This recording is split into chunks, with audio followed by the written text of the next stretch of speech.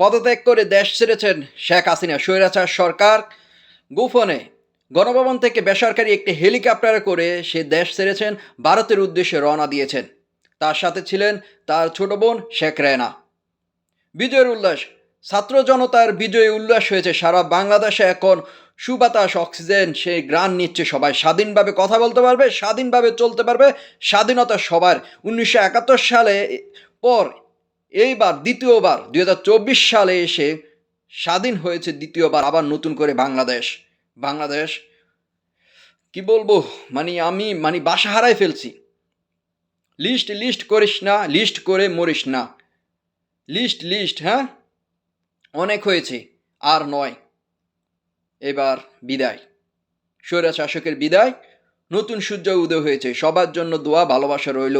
আমার প্রাণপ্রিয় ছাত্রছাত্রী ভাই বোন যারা এই দুনিয়া ছেড়ে চলে গিয়েছেন এবং কি যারা এখনও হাসপাতালে আছেন, তাদের জন্য দোয়া রইল। আর যারা চলেছে তাদেরকে আল্লাহ তাআলা জান্নাতুল ফেরদাউস নসিব করুক, আমিন।